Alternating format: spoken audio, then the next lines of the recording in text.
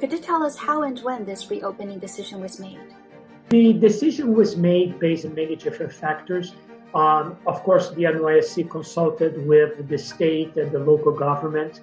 I mean, we've been thinking about it because we're starting to hear, from others around the state, the country, that little by little business is returning. So we want to make sure that the NYSE is part of the reopening of the U.S. market. So and the reopening of the U.S. economy. So we start to talk about it a few weeks ago. We thought it was the right time to return to the trading floor. But again, this is the first wave. We expect another wave to come soon. We have to make sure everything is stable, everyone is safe. As we all hope for the best, but also need to prepare for the worst, what if there is someone in the building or on the floor diagnosed with COVID-19 after the reopening? Is there any backup plan?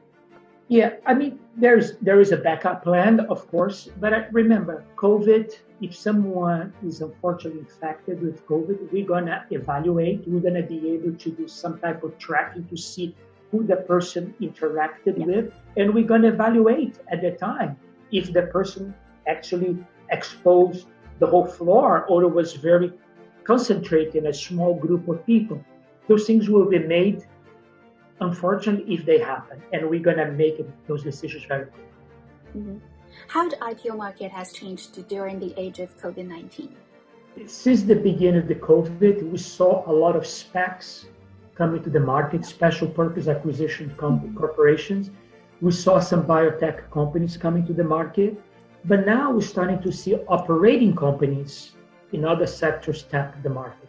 But if you look around the world, we're starting to see some movement. China has been very active throughout the pandemic. Brazil, for instance, conducted an IPO last week and was very successful. So we're starting to see IPOs returning, but it's starting to shift from SPAC and biotech to other sectors of the economy. In terms of U.S.-listed Chinese stocks, multiple scandals in recent weeks have raised the concerns among investors. So what is New York Stock Exchange's realization here? Yeah, China is very important for the NYSE. We have 96 companies listed from China.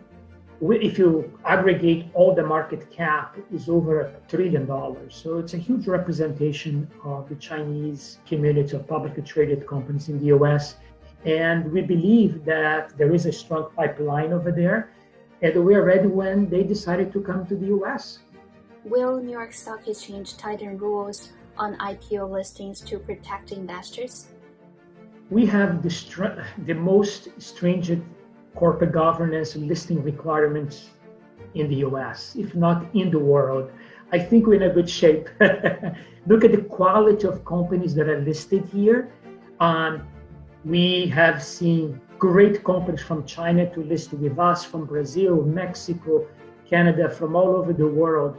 Our listing standards is part of our value proposition. We are a prestigious market with very, very strong requirements for companies to be part of our infrastructure.